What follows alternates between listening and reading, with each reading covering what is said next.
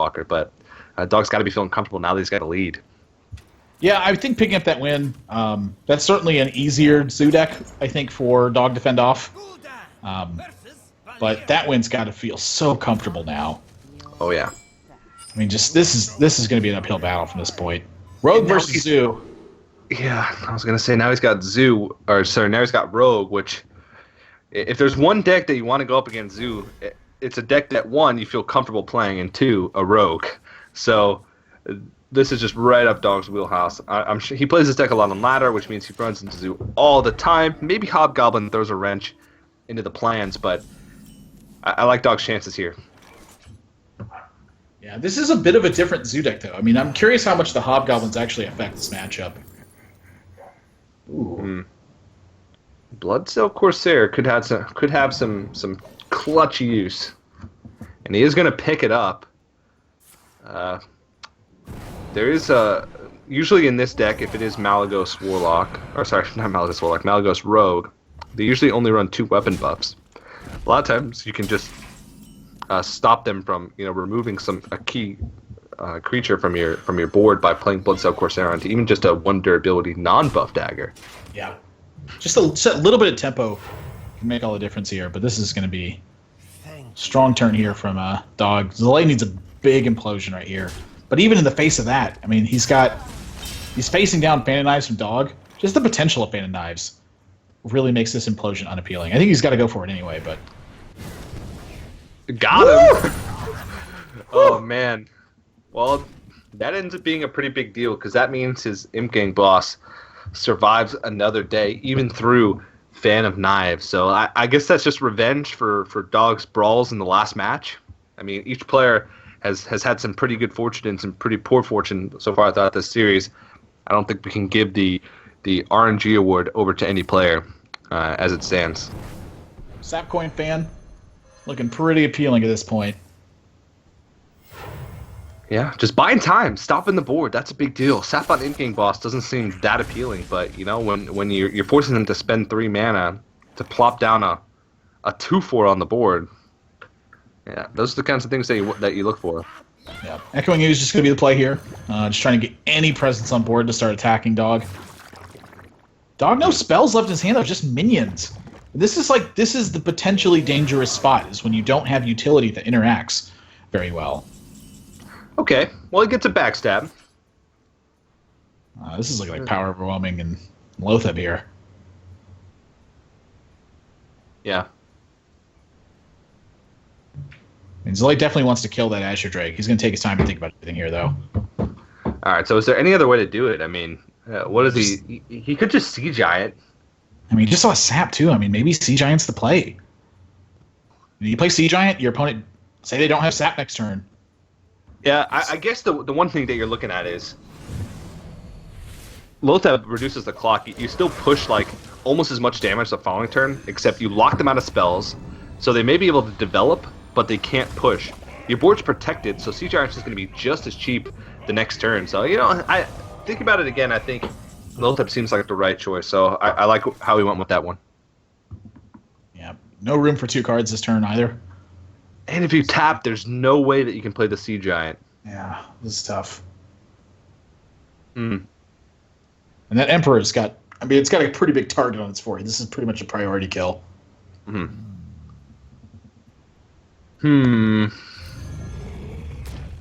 Yeah, Sea Giant trade it is.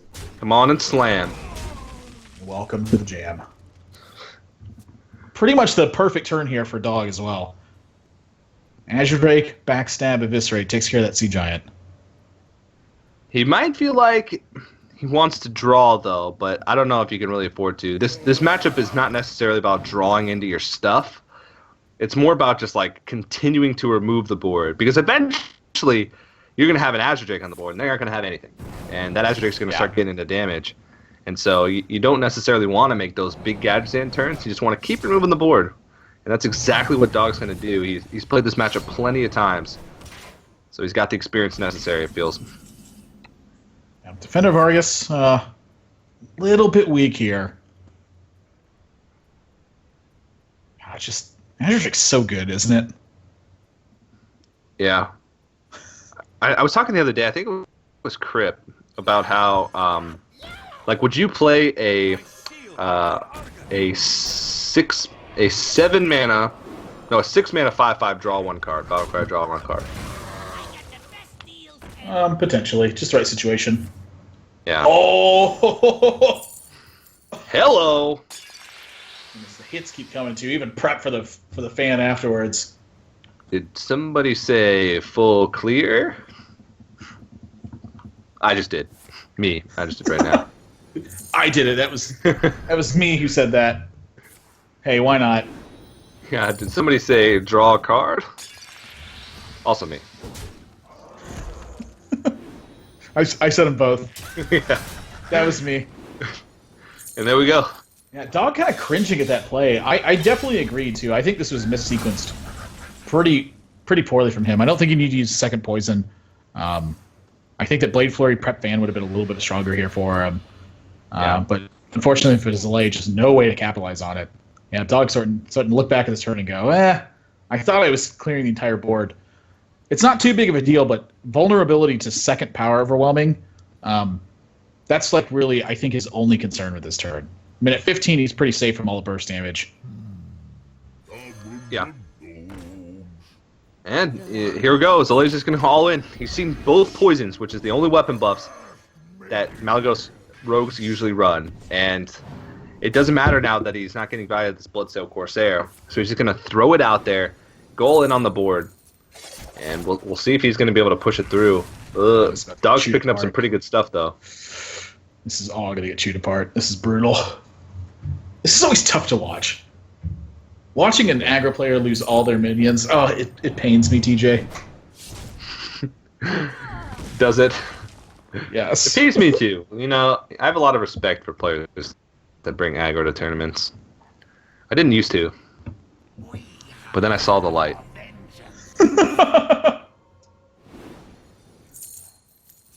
Just so many cards getting drawn. Yeah. Throw out the Sinister Strike. Who cares? Might as well. 4 damage, whatever. He's not going to win with Malygos. He's going to win just with anything. Just with stuff. Yeah. Yeah. Stuff's my favorite. I love stuff. Same.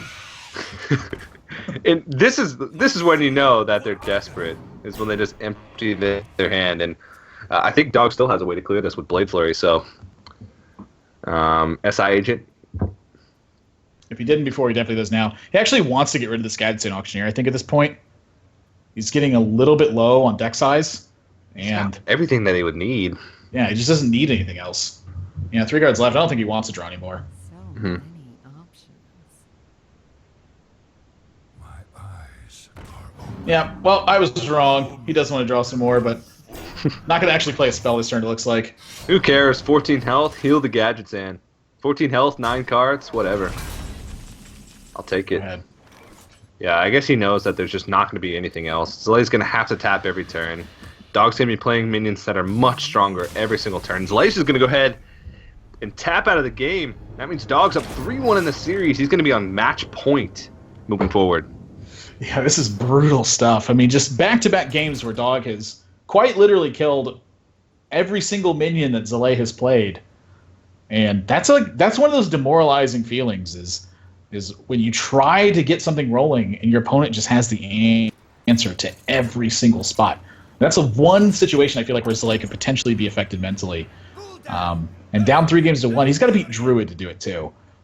And 3 chances for Druid to just get one of those amazing draws where it just does Druid things. Good odds. This is going to be a tough one.